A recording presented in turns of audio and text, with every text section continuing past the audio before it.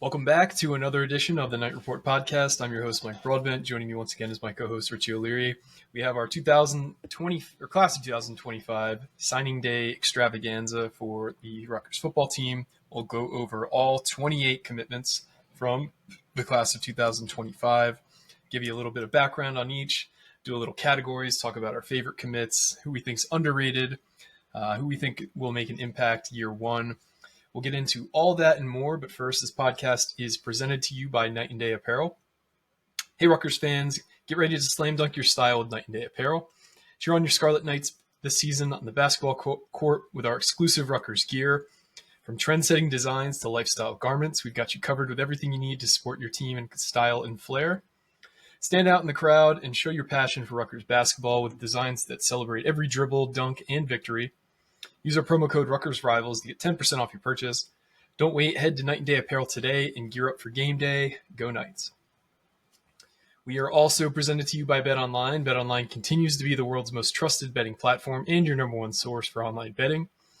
From the earliest odds to in-game live bets, BetOnline provides you with all the action and the ability to watch games as they happen. With the largest selection of odds on everything from football, the NBA, and college basketball, NHL, to UFC. Head to BetOnline today and don't forget to use our promo code BELIEVE, that's BLEAV, for your welcome bonus on your first deposit. BetOnline, the game starts here. All right, Rich, so we got 28 players to cover here. Let's just start right off with the first commit of the class. We're going to go in chronological order. The first commitment was also the commitment from the only quarterback commitment of the class, Sean Ashenfelder out of St. John's, Florida. Talk a little bit about Sean, and how he ended up at Rutgers and a little bit about his game. So he's interesting. A lot of people questioned this when they took him so early because it seemed like they just kind of, I wouldn't say reached, but a lot of people just questioned the kid because you look at his numbers from his junior year and they were atrocious. They weren't good at all. He was hitting, I think, on like 52% completion percentage his junior year. He's obviously gotten that up. He's at 60%, or he had 60% this past season. He's a converted baseball player. He was actually like an MLB draft prospect when he ended up committing, but ended up stopped playing baseball completely. His team's not that good down at Creekside, and I mean, I hate to knock them, but they're not a very fundamentally sound football team. They're a smaller school, but everything I've heard is that Kirk Shiraka really likes the tools that this kid has. Obviously, a running ability. He ran for, where's the numbers? I just had him pulled up. Yeah, do you have the stats for every commit you want to pull them up? Almost everyone. I'm missing like two of them right now. But 600 rushing yards. I'm just going to pull this up, actually. This might just be easier for people that I'll read it out loud, though, so people can see it. But his team went 5-6 this year, 143 of 236. I believe that's 60% on the nose, or pretty close to it. 1,900 yards, 12 touchdowns, 7 interceptions. Now, that's better than his last year's stats as a junior, but it's still not great. Very mobile, very interesting, kind of like a little hitch in his throw, I feel like. I'm not sold on this quarterback, but at the end of the day, I think you can afford to take a project in this class because you do have Ethan, who's going to be back for another year in BQB1, and then you have AJ Sarace, who, in my opinion, is going to be a multi-year starter. Yes, he redshirted year one. Yes, we didn't get to see him, but he has all the tools in the world. He was injured in the offseason. He's bounced back. He looks great. I think he's your starter in 26, 27, and probably 28. Maybe, who knows? Maybe you get lucky and he won't have to be there for 28. But I'm looking too far ahead. But Sean Ashenfelder, a couple different offers. I think the only other Power Fives were Cincy, Pittsburgh, Central Florida, Virginia Tech, and West Virginia. He visited a bunch of Florida schools too and camped at a bunch of Florida schools, and that's where I get a little concerned that there's not more Florida offers. But it's a decent get from people I've talked to down there like him. I think he has a couple of different tools and a couple of different skill sets that you can work with, but it's more of a project than anything else. Yeah, also a very early commitment to this class. He committed in September of 2023, so that was middle of last football season. Kind of wild. Let's move on to our next commitment in chronological order. Talibi Kaba from Hillside, New Jersey. He's listed at 6'2", 203. Tell us a little bit about what Rutgers is getting in Talibi Kaba. So freak athlete. I think he is technically listed as an athlete. He will be a linebacker at Rutgers. No stats from him. He did miss his entire senior year. He was recovering from an ACL tear that he suffered. I forget when he suffered it, but missed the entire season. Is all Rutgers all the way. Super athlete though, really good sideline to sideline guy, good tackler, good form tackles. His junior tape's really good, and that's why a couple of the services have him a little bit higher than others. I think it's hard to rank a kid when you haven't seen him in over a year. I think that's the tough part. Like, I've seen people give him a bump, and I'm like, I don't understand how you can give a kid a bump when you haven't seen his progression between junior year to senior year. But either way, he did draw a lot of interest. He Boston College, Duke, Iowa State, Kent State, Temple. I know Miami was pretty actively looking into him. Penn State hosted him a couple times at camps, and they liked him. Not enough to offer, but they were very close to it. And he also played. It would have been cool to see him because he was playing alongside Darren Akingabong, who, of course, would have made that basically that Hillside team go. But yeah, I think he's a solid get. I think he's a little bit of a project at a linebacker, but that's fine. Most of these kids are, because you're not going to start game one. You get lucky once in a while. You find a KJ Duff, you find a Ben Black, you find a Kaj Sanders. But I think this is a really solid get, and it gets you in a school in Hillside that's starting to produce more and more. Yeah, his high school teammate was the third-ranked player in this class. He signed with Georgia today. Talibi Kaba is the 20th-ranked player in the state, according to Rivals. Let's keep this moving on because we have quite a few commits more to talk about. Next up is Jayden Elijah. He's an offensive lineman from Matawan, New Jersey. Tell us a little bit about what Rutgers is getting in Jayden Elijah. Two-sport star athlete on the basketball court, on the gridiron. He's tall, he's lengthy, he's big. I'm trying to think of what his weight is now. I know he was a little bit undersized last I checked. His profile lists him as 6'7", 300. Yeah, I don't know if it's probably close, actually. It's probably a little less than that. But you'll see when Rutgers announces all their graphics they put out, the stuff they got from their most recent visit. But a kid that kind of was close to wavering at one point in the middle of the season. Now, they got in on him pretty early. They were able to convince him to commit. A lot of schools were still pushing him. It didn't really matter. I think if he played at a non-public school, I think a lot more schools would have been after him. But he did still have a pretty solid offer list. I'm trying to find it right now. But again, I don't like to say project with all these kids, but like offensive line specifically, they're really hard to judge, but he's got crazy athleticism. He's like arguably their best player in the basketball court. He's able to push people around. He's got a massive upper body. He needs to bend more, but what high school offensive lineman doesn't. But a lot of good offers out of high school. Florida State, Georgia, Kentucky, Michigan State, Nebraska, Penn State, Temple. That's not really a good offer. Tennessee, Texas A&M, Virginia Tech. Yeah, so a lot of schools were after him. It sounded like he was going to actually go to Michigan originally. And then Rutgers just kind of put an all-out, full-court press on him, ironically, basketball-related. And, they got him in, got him locked in, and despite some schools still pushing, they were able to land him and sign him now. So really good get, massive guy, future, hopefully left tackle, they think, but could be a right tackle. Definitely a tackle, though, at the end of the day. And we'll wait and see how he kind of develops under Pat Flaherty and crew.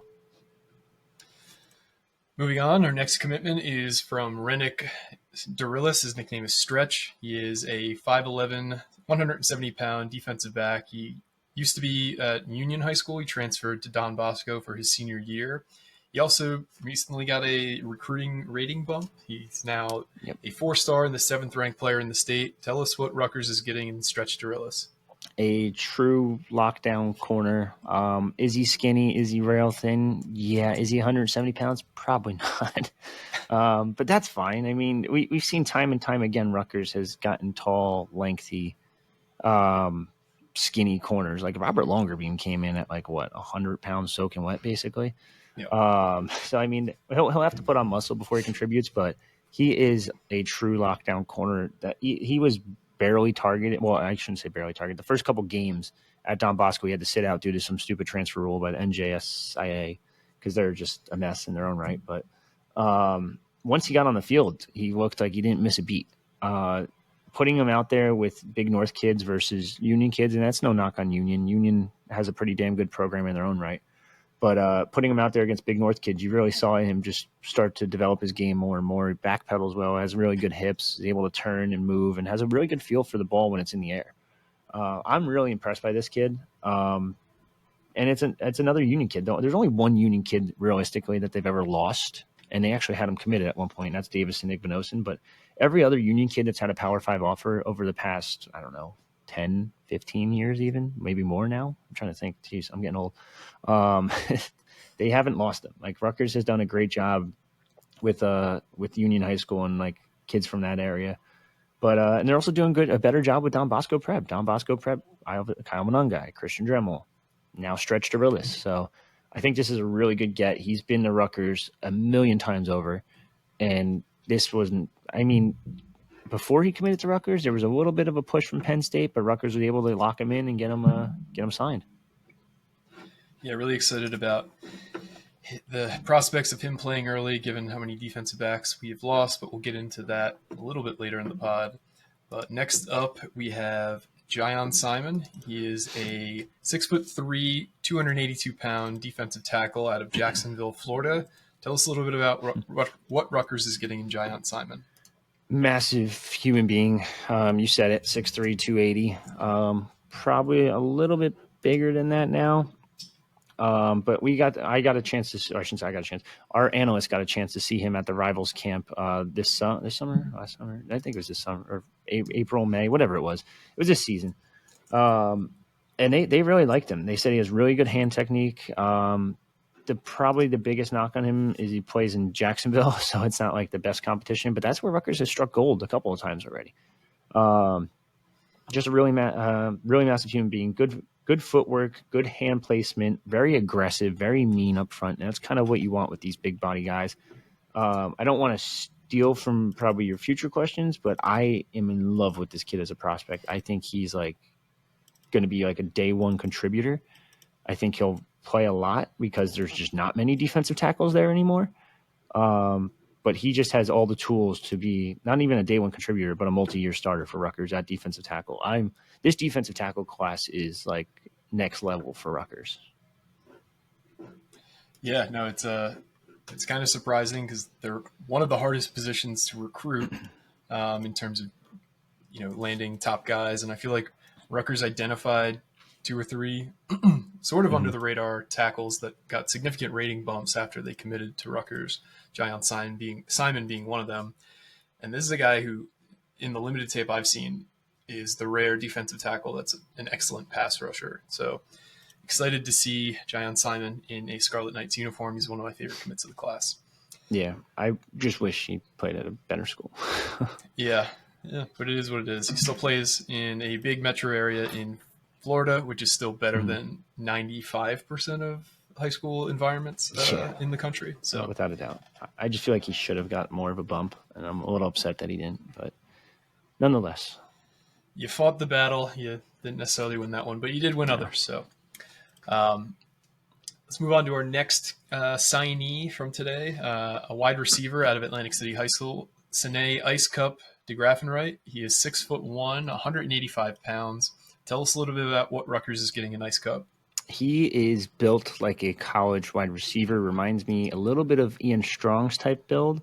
Probably not as tall as Ian Strong because I think Ian Strong's more in like the 6'3" range. So maybe a couple inches shorter, but he's 6'1", 185, 190-ish. Big, tall, physical, crazy wingspan.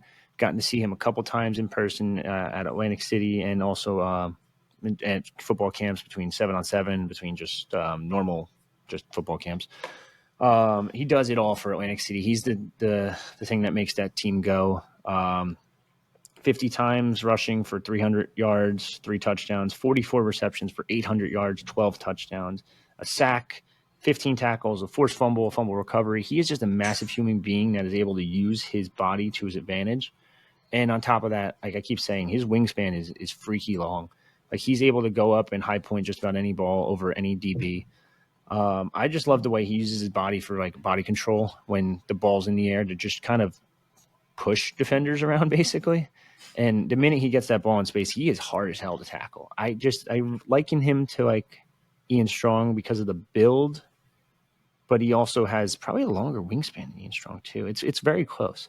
But again, another one probably should have fought a little bit harder for, but lost that battle too. But I think he might be the best receiver in state. No, Quincy Porter's there. Maybe second best receiver in state.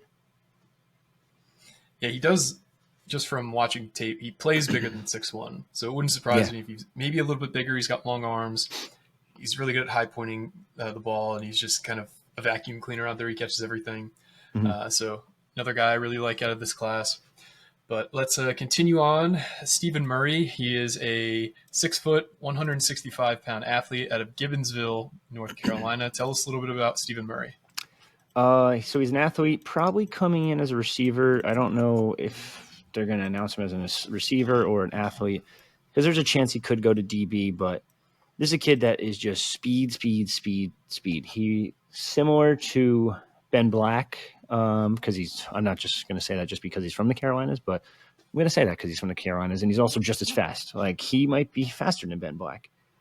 This is a kid that Scott Vallone identified pretty early. He's got a lot of connections down in the Carolinas now that he's built from scratch, basically. He's just done phenomenal when it comes to recruiting kids from that region and just building those relationships in that region. I'm trying to go back to see if I could find his actual speed numbers, but last I checked, he does track, he does track and field for his high school team. He does obviously a football player, but where is this? He had 900 yards as a junior, receiving, along with 16 touchdowns. Also had 5 interceptions, a couple pass deflections. Chose Rutgers over 10 other offers: Boston College, Liberty, Syracuse, Temple, and a couple other Power Fives were starting to show interest. Here it is, a 10.6 100-meter dash. That is fast as fuck, boy.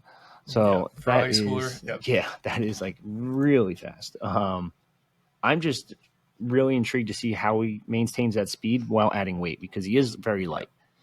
But this could be a guy that could play early slot receiver if you keep him at receiver, or they need DBs, so maybe he goes to DB. This is a true athlete, and it's more or less, I think, you'll see Mark Orphy and you'll see David Brock fighting over for who can get their hands on this guy first. Well, if history tells the tale here, typically those guys end up on defense.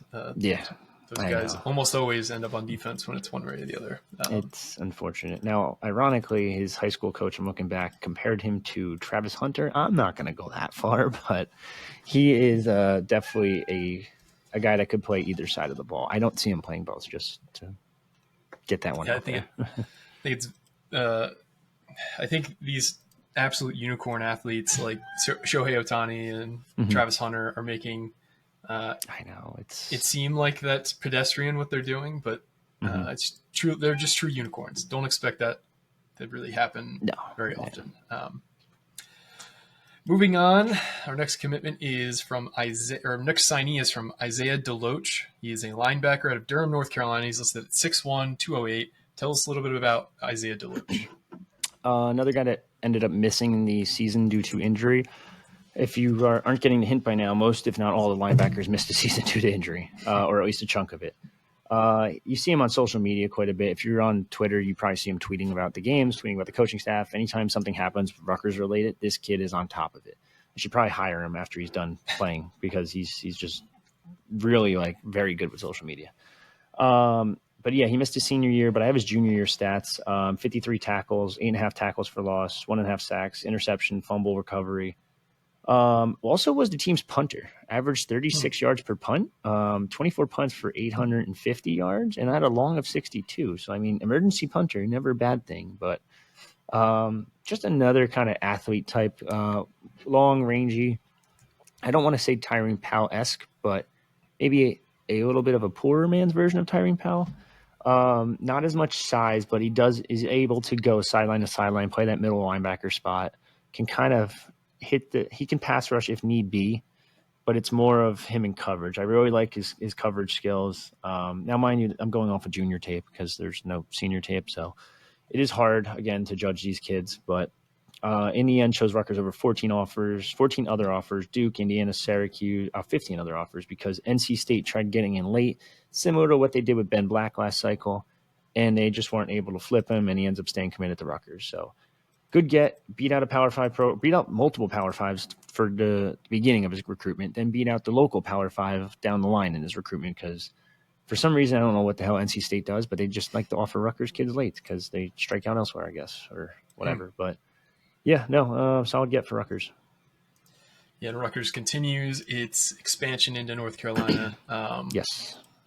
They are really hitting that state hard for a school that's as far away as they are, but they're finding success. So they'll probably continue that, which also expands into the transfer portal, I'm sure. But we'll talk about that more next week. Next commitment next signee in order is from Braxton Kyle. He is the 6'3", 320-pound defensive tackle out of Suwanee, Georgia. He is another guy who recently was elevated to 4-star status. Got a ton of hype coming into the regular season. They start playing football in the middle of August in Georgia. I think his first game, he had one of the more athletic plays I've ever seen from a defensive tackle with that tip interception to himself. Then he started getting a ton of offers come rolling in. Rutgers was able to hold on to Braxton Kyle and get him signed. Tell us a little bit about what Rutgers is getting in Braxton Kyle. Like I said before, best defensive tackle class in ever, maybe. I don't know. I have to go back and look a little bit. I know our analysts have compared him to an Energizer Bunny, and anytime you see a 6'3", 320-pound guy compared to an Energizer Bunny, you're like, what the hell? Like, that doesn't make sense. But you watch him on the field, he is scary. Like, he's able to chase down running backs. He's able to chase down quarterbacks if they roll out. Offensive linemen can't slow him down. Like, his pass rush ability is there. He's quick. The quickness off the snap is the thing that stands out the most. I'm trying to think of Rutgers like had a defensive tackle that's that quick off the snap. I think Joyce Turner, if I recall, was pretty quick off the snap, but he also had pad leverage too when he was shorter than everyone. But he's able to just power through people, and he's at a big name high school at North Gwinnett. Like, it's not like he's playing a baby soft schedule. Like, he is playing a national level schedule at North Gwinnett. But his ability to get penetration through the offensive line and to get to that quarterback, like you said, for someone his size to be able to do stuff like that, and in that first game you saw that athleticism right away. It's just a kid that's really progressed big time over the years. We know Georgia pushed for him pretty heavily. He was right there for Georgia in the end. Georgia ended up getting 2 5-stars. So, I mean, yeah, nice to have that. Nice luxury, right? Yeah, right. So they ended up not taking him, but then he visited Alabama. Alabama technically didn't offer, but they were very close to. Now, I know people are like, well, they didn't offer, so it doesn't mean much. But the fact that he's right there on their board, like up there on their board too, tells me this is a kid that if they had one extra ship or two, they would probably go and take him. But they didn't, so Rutgers gets him. Rutgers gets a top 200 kid. Highest ranked kid in this class, certified stud. Again, defensive tackle. They need some help there. They don't really have many bodies. They're losing, 3, I think, if we count it before. Yep.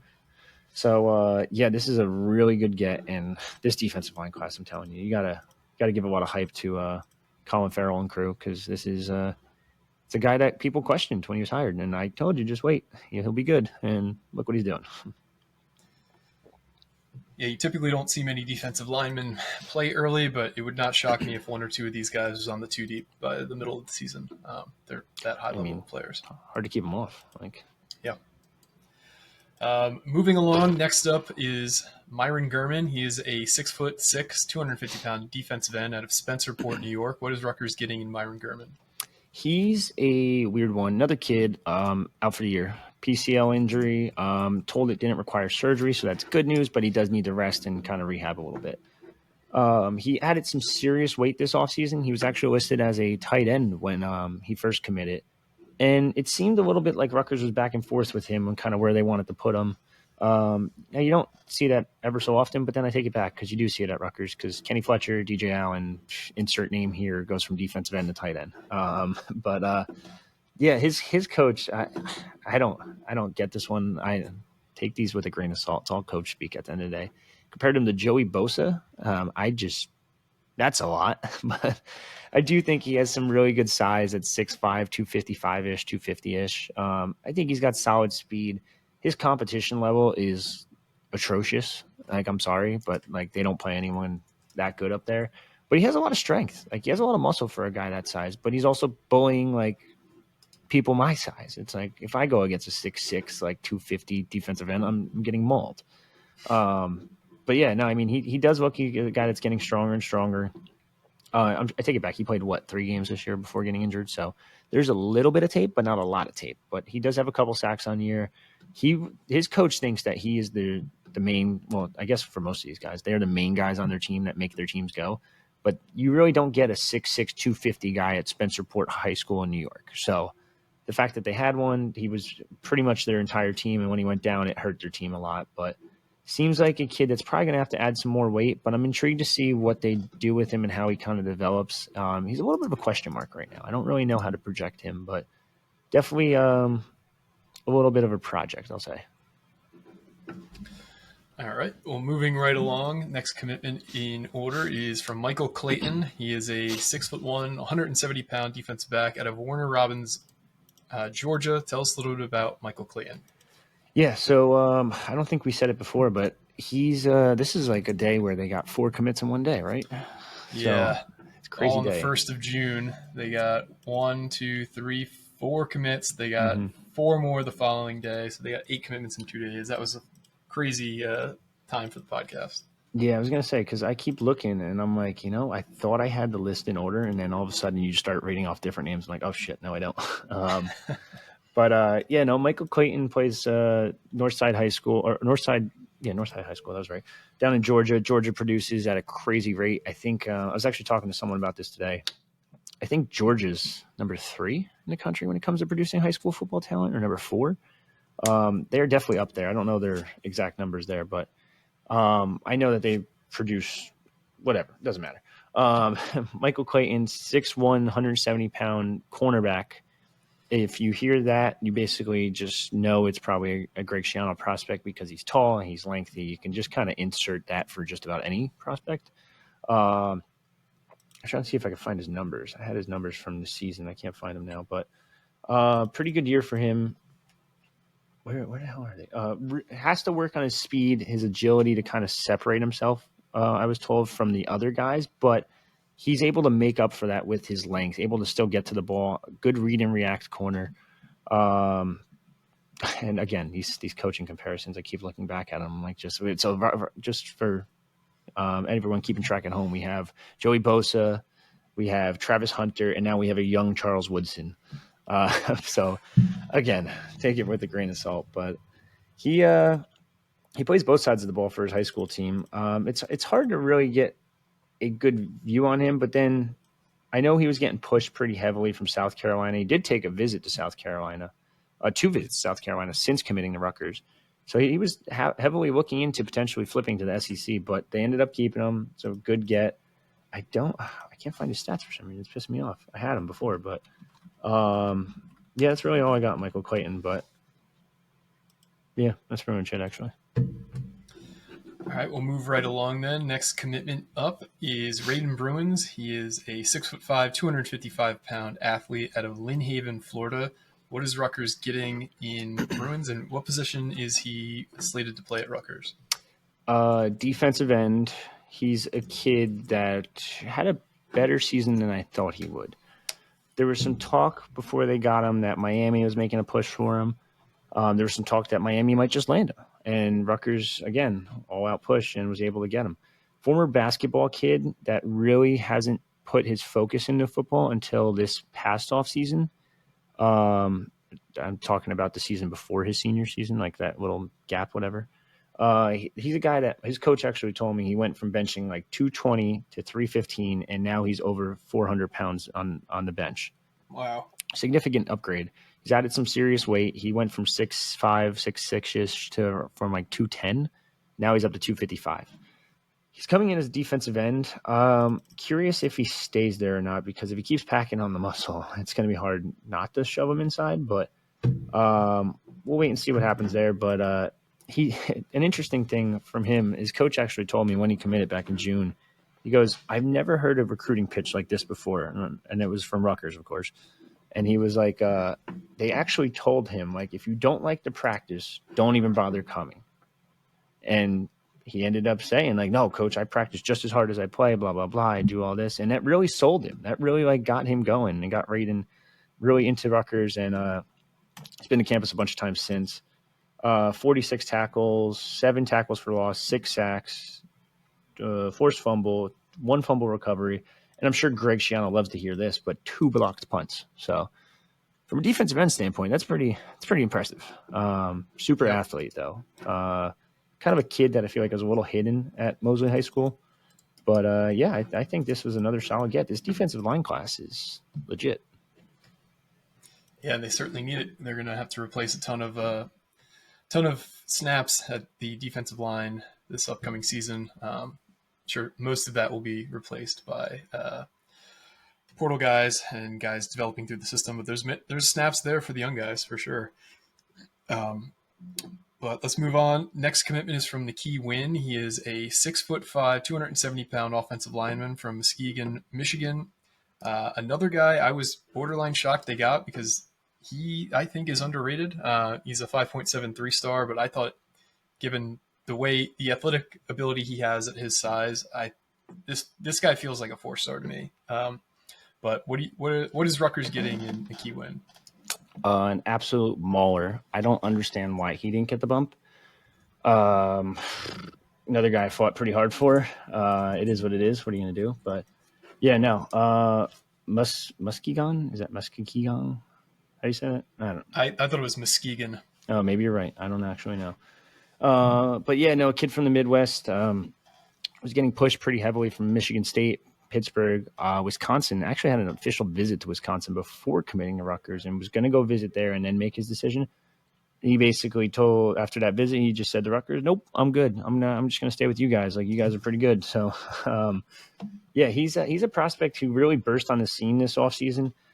He picked a bunch of these offers, his Power 5 offers, in the first half of the year, including most of the Big Ten. Anytime you've seen that from like Wisconsin, Nebraska, Michigan State, etc., it's probably a good sign for a lineman.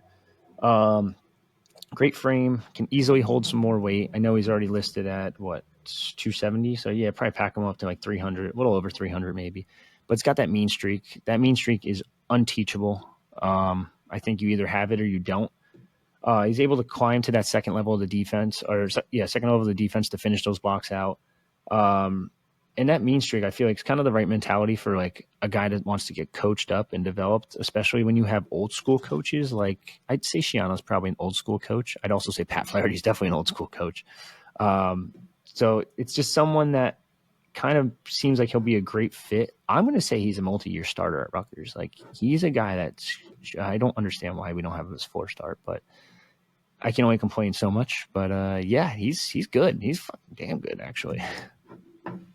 Yeah, very excited to see him in a Scarlet Knights uniform for sure.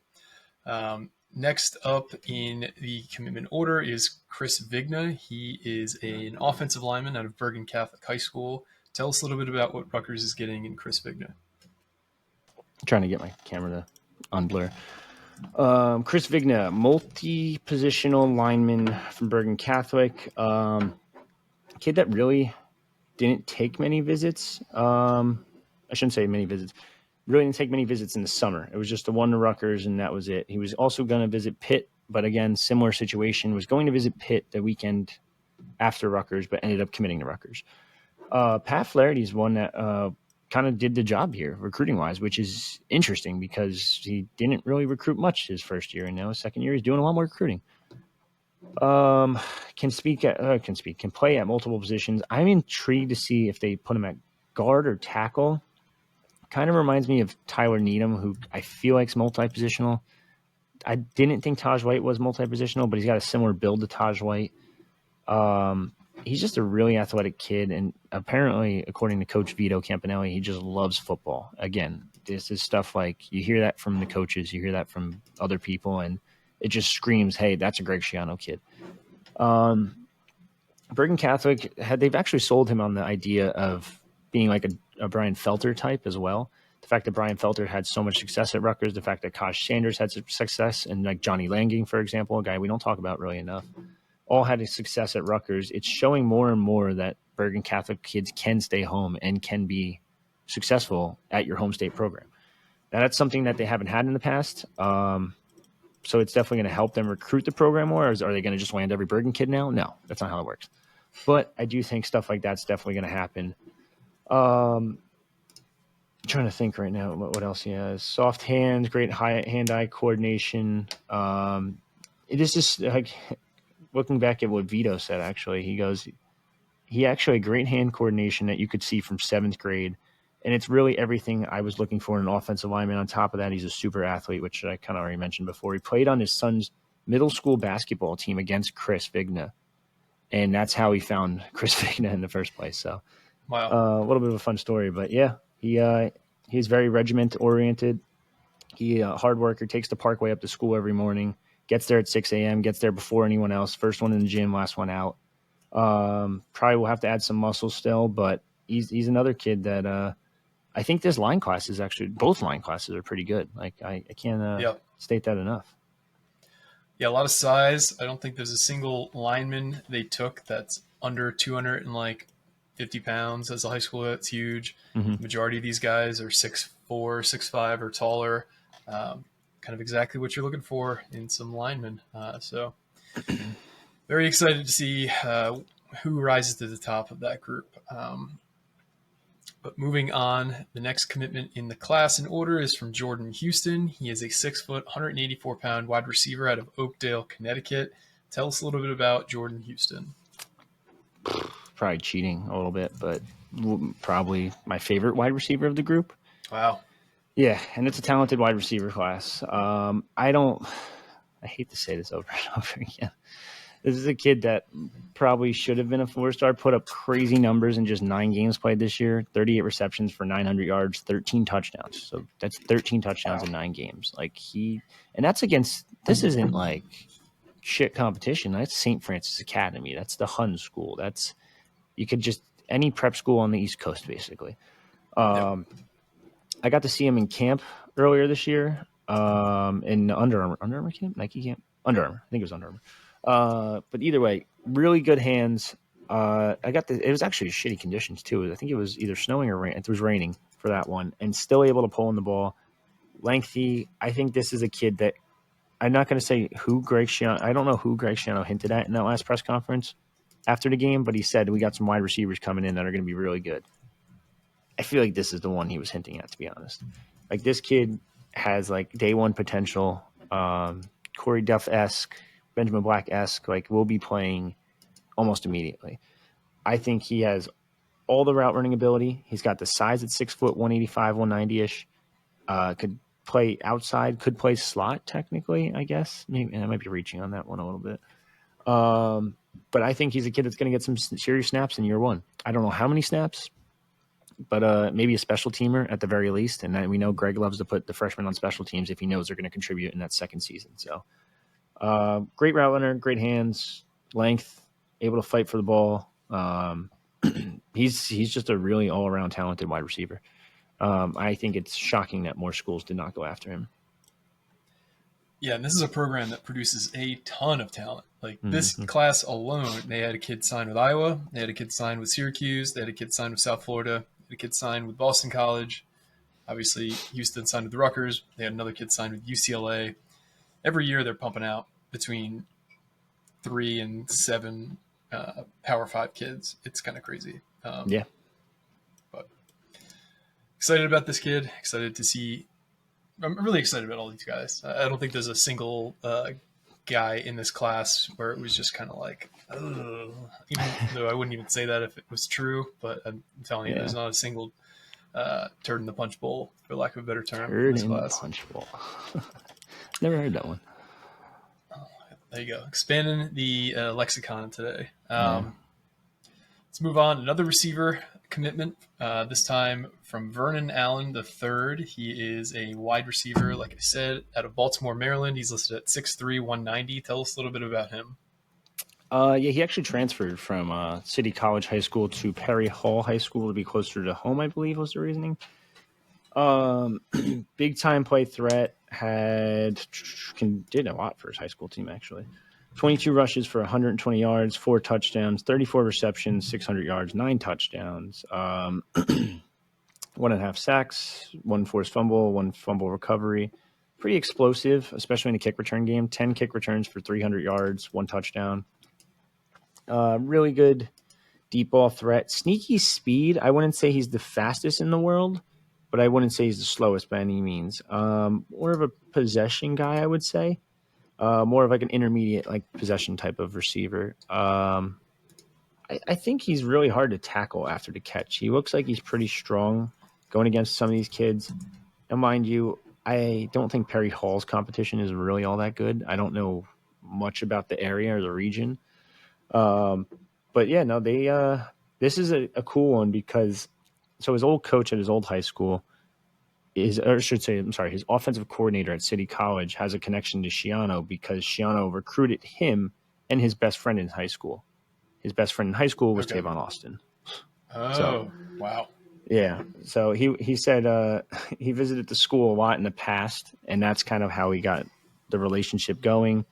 After recruiting those two, obviously didn't land these two, but was able. That's kind of how they met Vernon, got introduced to Vernon, started like looking more into Vernon Allen as a high school prospect. But yeah, it seems like he's a pretty solid get, really big intermediate to deep ball threat, decent speed. I'm trying to look at what else. Good body control. And just big, strong, physical receiver with good hands. And that's all you really can ask for when you're looking at receivers. 6'3", 190. So really good size. Love it. Next up is Robbie Johnson Jr. He is a 6'4", 220-pound defensive end out of Wilmington, Delaware. Tell us a little bit about what Rutgers is getting in Robbie Johnson Jr. Yeah, he just in typical edge rusher. Robbie Johnson's a kid that was a basketball player, was playing for, I forget what name of his AAU team. Pretty big AAU team, and had some smaller school offers for basketball, but ended up choosing the football route. So right then and there, you could tell, crazy athlete, 6'4", 220, you said. We are one AAU program, one of the top AAU programs in the Under Armour circuit. I found it. I knew I would find it. But yeah, committed to Rutgers immediately after receiving the offer. He was a kid that they were going back and forth on a little bit. But in the end, they said it was too much to pass up. Jeez. He has the ability to be an edge rusher, but could also move on the inside if he keeps adding this weight. That's where I'm kind of intrigued to see how he is. I know he's 6'4", 220 per our database. I'm assuming Rutgers is probably going to announce him around the 230, 240 range. Because he has packed on some serious weight in the offseason. He needs to work on his hands a little bit. He needs to be a little bit more ferocious, and you don't always want to hear that, but I think that will come more with coaching, and that will come more with his weight gain as well. I think the more he adds that weight, the more, or I should say, the stronger he'll get, and that will also help his hands in turn. But when he comes off that edge, he's quick, man. He'll, and if he when he gets tested, like he'll just keep getting back up and just go again and go again and go again. This kid loves football. He was a high level basketball player too, so like that athleticism starts to show on the football field. I can't rave about his athleticism enough, but I think he's a little bit of a project. But I think down the line he could be a guy that could find as a little bit of a steal down in Delaware. You don't see them many programs hit up Delaware, and they're able to find talent down there. Yeah, I think if I recall correctly, he is the highest. I think he's the number one player in the state this class in Delaware. So let's keep moving on. The next commitment in order is from Tariq Hayer. He is a 6', 175-pound safety out of Washington, D.C. Tell us what we're getting in Tariq. Was a one-time 4-star, which is a shame, but he dropped a little bit, but he actually went back up again. So he's very close to that edge of that 4-star, 3-star ranking. I hate these comparisons. I keep looking back at them. Tyrann Mathieu. Tyrann Mathieu, Travis Hunter, Joey Bosa. I mean, list goes on and on. Very versatile DB. Can play corner, can play safety. He's going to play safety at Rutgers. Really just a very sound safety. Nothing crazy, nothing like superstarish. Just does his job and gets off the field. Very tough, very good blitzer, is able to press up towards the box a little more at times. Now, mind you, he's a little thin to be doing that at the college level at 6', 175. But I think if you pack on more muscle, he can kind of play a little bit more towards the line if need be. Maybe, trying to think, maybe like a Joe Lasardi, Igbinosin type role, that slot corner role, whatever you want to call it, the extra linebacker, whatever it is. He's interesting because he also plays for a really damn good program in St. John's College High School. I hate when they put college in high school, but that's a program that produces like at a crazy rate. We're talking about maybe 10 to 12 D1 kids per year, at least, if not more. So for Rutgers to get in there, a local-ish program down in D.C., I think that this is a pretty damn good get. This is a kid that a lot of schools wanted. I know, I think he visited Cincinnati. They wanted him. Maryland got him on a visit. Michigan State, ton of Power 5 offers. But yeah, no, I mean, another solid get for Rutgers. I hate to keep sounding like I'm repeating myself, but like this is the best class in Rutgers history right now, technically. Yeah, according to the Rivals rankings, number one of all time for Rutgers. So it's going to be a lot of guys who have a lot of accolades. No kidding. Let's continue on, though. Next commitment is in order is from Joshua Blackston. He is a 6'5", 275-pound offensive lineman out of Baltimore, Maryland. What are we getting in Josh? He is a mauler. I don't know if I could. Yeah, I'm going to hold off on actually that part, but it sounds like he could be receiving an honor sooner or later. We'll see. But yeah, he chose Rutgers over a bunch of different offers. One of these is going to stand out more than the other. Boston College, Maryland, Michigan State, Ohio State, Penn State, Pittsburgh, Tennessee, Virginia Tech. I say that because he had official visits scheduled to Maryland, which I believe he took, and one to Ohio State. Now, Ohio State never ended up getting that visit. He never ended up going on that visit, I should say. But he is just a sound run blocker, great frame, quick, strong. Probably has to grow a little bit, but has those long arms, aggressive in the trenches. I don't even think there's going to be much of like a learning curve for him when he gets to that next level. Like he's a guy that might be. I'm trying to think.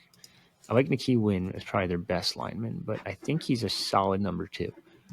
Like without a doubt, as long as he keeps developing and probably has to get a little bit more athletic. Probably has to get a little bit quicker off the blocks and bend a little bit better, but I think you could say that for most linemen, but he is just very, very strong. I think he could be your prototypical right tackle. I think he could also be an interior guard at the next level. He has a little bit of versatility. It really depends on how he grows and how he kind of develops down the line. But this is like a very good get for Rutgers. I know I said it before about how Georgia had Braxton Kyle like right there on their board, and they looked at him, but it wasn't enough to like take him because they were winning 5 stars. Similar situation with Ohio State and Joshua Blackston here. Like Ohio State liked him. They also have a weird offensive line coach who just kind of just does whatever he wants. It sounds like from what I was told, but yeah, I mean, it seems like he was right there for for Ohio State, so that's a great sign. And it's probably, like I said, probably your second best offensive lineman. Yeah, really excited about him. And yeah, there's a big honor coming his way shortly. So excited to hear what that is. Yeah. Next up is another lineman, this time one from New Jersey, one of Rutgers' 4-star commitments from this class, Jaelyne Matthews. He's a 6'7", 337-pound offensive lineman out of Toms River, New Jersey. Tell us a little bit about what Rutgers is getting in Jaelyne Matthews. You see, you keep fooling me because I keep going back and forth, and I'm looking, and I'm like, oh wait, nope, that one also committed on the same day because Rutgers got like 10 commits in like a matter of like a 10-day span. Oh, absolutely ridiculous! Massive human being. Anytime you see him on the field, you could just you can't miss him. Like 6'7", 340-ish. Some say he's 6'8", actually. Now that I look back at it. But either way, he's a kid that I would say, I don't want to say peaked is the right word, but he got a lot of star attention early on because he was mauling dudes early on in his high school career, but built a really good relationship with Pat Flaherty here. The experience of Flaherty and his in the NFL at the coaching ranks kind of is the main reason why he's going to end up why he ended up at Rutgers. He also said he had the desire to be a hometown hero. He was one of Jersey's highest ranked guys when he committed. Just a really solid get for Rutgers. Former Penn State commit, one-time Georgia lean. Number 42 offensive tackle in this class. It's the size that like is really freaky because at that size he's running 4.9 40s. He is athletic. Jeez. He is physical. He's very aggressive, very mean. I think technique needs to be worked on a little bit, and that's fine. You could say that for almost just about any lineman. But that you can't teach that size and that athleticism. That is unheard of at that level. This is a kid that you'll see like in the past, like a kid that Georgia would come into New Jersey and Georgia would find like an under the radar kid, like his size, his measurables, and just be like, yeah, we're taking him. And everyone would be like, what the hell? Like, why are they taking him? And then 3 years later, you're like, oh, that kid's a first round pick. Shit. So this is a kid that, as long as he gets the technique down, he's got good footwork. You've seen some of the, I'm sure some people have seen some of the tape on our Instagram or Twitter or et cetera. But he has all the tools in the world. He just has to put it together. And I think with a guy like Pat Flaherty at the helm, I think there's no reason why he shouldn't be able to, and could potentially be a star in the making for Rutgers offensive line. Love to hear that. Next up on the list is another kid from Toms River, not the same school, but Michael Thomas III. He is a wide receiver who goes to Donovan Catholic. He's listed at 6'1", 183 pounds. What is Rutgers getting Michael Thomas III? I have his stats somewhere. I can't find it. I'll go back to it. But yeah, Michael Thomas III, the guy that technically you say Toms River. I have a hard time saying that just because I'm from the area. He's a Sayreville guy through and through. I wish he would have stayed at Sayreville, but it is what it is. He was hurt for a couple games this season to start the year, but he ended up playing a lot. He's their running back. He's played quarterback for them. What else am I looking at? Wide receiver, defensive back, kick return. Did basically everything for his high school program. I've had people go back and forth with me on this one. I think Michael Thomas has great route running abilities. I think it's that next level speed that he's lacking, but he is right there on the cusp of being a 4-star. He is a top 20 kid in state, top 25 kid in state. It's a deep class this year, so I don't think it really matters where these kids are ranked in the state of New Jersey. It's probably one of the deepest in recent history, but yeah, I wish I would have got to see more of him because he did miss a couple games, like I said. I think he has good hands. I've had people actually, like other coaches, tell me that they see him as more of a running back in the future, which I find interesting. Build-wise, it would be more of like a Sam Brown type size back. And you do see it a little bit. Maybe he lacks that twitch a little bit at times in the wide receiver room, but I don't know. I think he's a solid get. I think he's a good get. I think he's a kid you can work with. And he's got good footwork, good route running, and solid speed. So I think this is a kid that down the line could be a contributor, a significant contributor. But I'm curious to see how Dave Brock uses him and how he kind of develops down the line when he adds more weight and muscle. Love to hear it. Moving along, the next commitment in order came from Canaan Edwards. He is a 6'5", 230-pound defensive end from Fairburn, Georgia. Tell us what we're getting in Canaan Edwards. Yeah, super freak, 6'4", 240. Super freak, as his coach described him to me. Runs like a gazelle and just wants to be great, continuing working on his craft. Let's see what else we got here. Got to go back to his tape a little bit. Julian Campenny was the lead recruiter here. Yeah, he's just another former basketball player. He's got a good mix of speed and power. He kind of, his coach said he keeps offensive coordinators up all night long when you watch him on tape.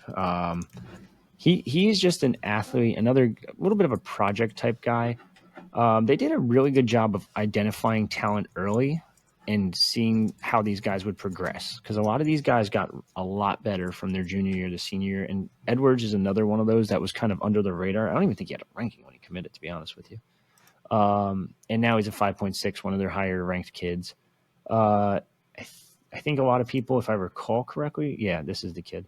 A lot of people were complaining because you look at that offer sheet. It's Buffalo, Elon, Georgia State, Jackson State, Kent State, Miami, Ohio, Middle Tennessee, South Florida, Troy, Central Florida, Western Kentucky, and Wofford. You see that and you notice, hey, there's only 2 Power 5 schools on there, and it's Rutgers and UCF. What the hell? Then you start watching the senior tape and you're like, oh my God, never mind. I think that might be Rutgers, might have just got one. And I've heard multiple analysts from Rivals contact me about it and ask me, like, hey, like, what did they do this cycle? Like, they sneakily found like a bunch of different guys that were really under the radar. But a really good blend of speed, athleticism. I think he has a higher ceiling than most of these kids in this commitment class. You saw it early on because he had what was it?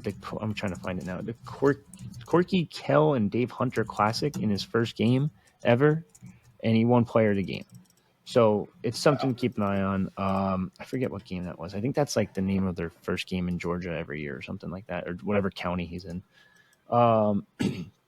Explosive pass rusher, late riser. I think it's a kid that could be really good down the line, and a lot of high upside kids and high floor, high ceiling type kid. Like even if he doesn't pan out fully, I still think he could be a solid edge rusher. Yeah, he's another freaky guy who I'm excited to see this defensive staff mold into a weapon off the edge. Next up in order here, we have another former four-star, DJ McClary. He's a 6'2", 205-pound linebacker out of Jersey City, New Jersey. Definitely a do-it-all type player, and the second guy that they got to flip from Penn State to Rutgers. Tell us what Rutgers is getting in DJ. He is a prototypical. I know you said linebacker before, but like he's just an athlete again. Like you look at his stats, he played quarterback, he played running back, he played wide receiver, he played linebacker, he played edge rusher. He did just about anything possible. 250 passing yards, 4 touchdowns, 5 interceptions. So maybe not a quarterback at this next level. Just saying. But ran 92 rushes for 950 yards and 12 touchdowns. He is not afraid of contact. I almost would say he thrives on it, actually. And then he's not even going to be a running back. It's just like he's able to sort through the traffic as that linebacker. He had 88 tackles this year, 19 tackles for loss, 4.5 sacks, forced fumble, 2 fumble recoveries, interception. He is going to be so good, and I think that the guys at Schneider were able to develop him into a freaky player. Rutgers went all in on him despite the commitment to Penn State. They were always in on him. I think he could defend the run. I think he's able to read the right lanes, which we now know is a big factor when it comes to recruiting linebackers. As if you haven't seen this year when the backups have to go in. But he also gets really good speed. I think he's going to be a guy that one day down the line we're going to be talking about quite a bit. Now, in what regard? I think you could argue that because I think he has potential to be an NFL guy, but he also has to still develop that. Just keep looking back at some of his old film, and he is just a force and like trying to stop him. Like even like guys that are hitting him on blocks, like he's just shedding the block and getting to the running back still. But yeah, really good guy. Joe Harris-Simiak, you got to give him a lot of credit here because not many DCs and coordinators in general will always recruit. They want to focus on play calling, scheme, blah, blah, blah. Joe Harris-Simiak's arguably one of the better recruiters at coordinator out there, and he was relentless when it came to recruiting McClary. Really good player. I'm a little upset that we did drop him, but I still think he's a damn good player. Top 12 kid in state, top 20 linebacker in the country, and what a flip for Rutgers to flip another linebacker from Penn State after doing it a couple years ago, Moses Walker. Well, they didn't flip him, but they beat up Penn State. Yep, love his upside. He's a very special athlete at the linebacker position. Another linebacker is next up in our commitment order here. He's also a guy who was formerly a 4-star, got dropped to a 3. This is Kamar Archie. He's a 6'1", 228-pound linebacker out of the Hun School in Princeton. Tell us what Rutgers is getting in Kamar. It's a kid we've been talking about for God knows how long. He's visited Rutgers from dating back, and this is just on his profile because I think I'm still missing some visits, but I have 15 unofficial visits since 2021. Jeez. I think that's still probably wrong because I still feel like I missed a couple, but Rutgers has been all in on this kid since he got to the Hun, even before the Hun School, when he was at Ewing High School. You look at him, and that looks like a Big Ten linebacker, like right away. 6'1", 230-ish, muscular as hell, athletic as hell, runs low 4.6s, super freak, elite speed, elite size, elite quickness, and just really good balance. He's able to do it on both sides of the ball for his high school team. But obviously he's not playing running back at Rutgers. But he is just super powerful. I actually think he might end up growing into a defensive end if he keeps packing on the muscle because he's around 6'2", like 235-ish now. If he keeps packing on maybe that edge rusher type role, maybe a hybrid type, like a Muhammad Toure type. It really depends on how he grows and how he develops and how he adds weight, blah, blah, blah, all that other nonsense that strength and conditioning guys do. I shouldn't say nonsense, but I just, whatever. He's also clocked 22 miles per hour on that catapult thing, like that test like their speed. So like he's not just, like I say elite speed, I mean elite speed on that football field. Like he is crazy good. This year he only played 4 games, got injured, upper body injury. I don't know the exact logistics behind it, but he played 2 games, got injured, missed a chunk, and then played the final 2 games. So didn't get to see a ton of them this year, which kind of stinks, but I think he has a chance to be a really good one. And this is a kid Rutgers beat out Michigan, Rutgers beat out Clemson, and Texas A&M were his 3 other official visits. Now, of course, he had a bunch of other offers too: Bama, Georgia, Illinois, blah, blah, blah, blah, blah. Insert Power 5 school here. But yeah, no, this linebacker room is great too. Like I have raved about this class long and long again. Like I said, it's probably the best class. Well, technically is the best class in recruiting history, but I don't really see, and you said it before, I don't really see a group where I'm like, yeah, I don't know why they took that kid. Like, I don't know why they took these kids. Like, this is a really good class for Rutgers. Yeah. Really like Kamar Archie, too. Certainly has a college-ready build at 17 or 18, however old he is. He's huge. Next up is the tight end commitment from this class, Ben Rothhaar. He is listed at 6'5", 210. Freaky athlete. Tell us a little bit about Ben Rothhaar. Yeah, he is a kid that they brought in, I think it was July, that late July like camp thing that they can do. It's a dead period in all of July, and then like that last 3 days or last 4 days in July, I think it's that Thursday to Sunday, there's like an open period, and that's usually when Rutgers host that barbecue and stuff. So I actually was away on vacation, and I get a phone call, and I'm like, yeah, we just found this tight end we like a lot. I'm like, oh, what the hell? Like, anyway, super athlete. Not many offers. Another kid that a lot of people question, but he actually looks like a pretty damn good receiving threat at tight end. 32 passes for 450 yards and 3 touchdowns as a junior. Did kick returns as a junior. This year, he had 23 receptions for 300 yards and 2 touchdowns. Also ran the ball 15 times for 150 yards. Also played a lot of defense for his high school team this season as opposed to last season where he didn't do much. No, I take it back. He actually did do much. I take it. Yeah, very versatile athlete. Plays safety and tight end. Like, that is a wild combo. Usually it's DB and wide receiver, but he's bulky. He's big. I know listed 210. I think that's wrong. I think it's 230-ish, 240-ish now. He's packed on a lot of muscle, but stupid athlete. 4-sport athlete in high school. Football, basketball, baseball, and track. Going to earn his 16th varsity letter, or just did actually, because I guess his season ended now, as a senior. 16 varsity letters between 4 sports. That means that kid played varsity like every single year for all 4 sports as a freshman. Like, that's stupid impressive. So they actually weren't even going to take a tight end this cycle. This kid came to camp. They saw him. They're like, shit, where's Scott? Go get Scott. Like, maybe it didn't go just like that, but in reality, they were working out with him in the camp, and that was it. They were like, yo, we're going to change. We're going to get you on campus for this weekend, and there's your official visit, and here we go. Let's take him. It's funny because a lot of people are like, looked at him and they're like, yeah, but he's not going to pass catch, because when he committed, it was July, and they're not going to use the tight ends. Kirk's not using his tight ends anyway. Who cares? And look at it now. Look in hindsight. Kirk has used just about all 5 tight ends that he had this year. So yeah, this is a pretty solid get. And it's their first commit from the state of Ohio since Elijah King last cycle, 2 cycles ago.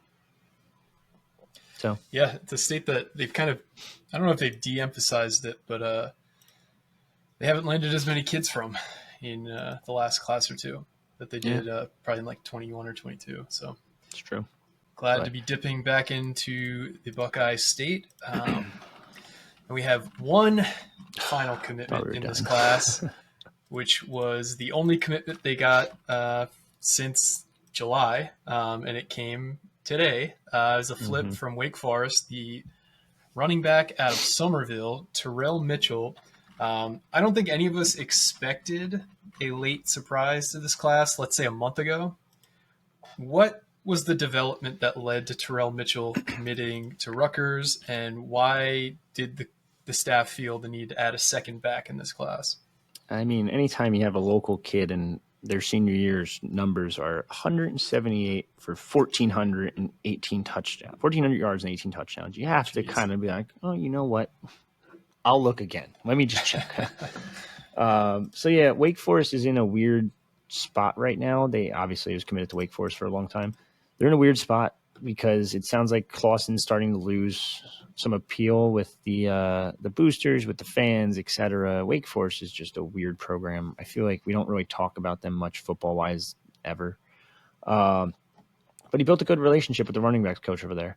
And they were able to identify him pretty early and get him early. Really good flip for Rutgers. This is a kid that went from, like I just said, 1,400 yards this year. He only had 500 last year as a junior. So he really progressed from his junior year to senior year. It's one of those late risers. I know we've talked about it time and time again, but it's harder and harder to find kids like that. But when you do and they're local, you have to go all in on them. He also runs track for his high school team. 11-2 100-meter dash, 23 200-meter dash. Also does shot put. I think he's pretty sturdy back. He's 5'9", but he's like a solid 200 pounds. Like he reminds me a little bit of a Kyle Monungai type build. Runs low to the ground, falls forward, which is an underrated characteristic from running backs. We saw it obviously with Kyle. Saw it with Antoine Raymond a week ago, whatever it was.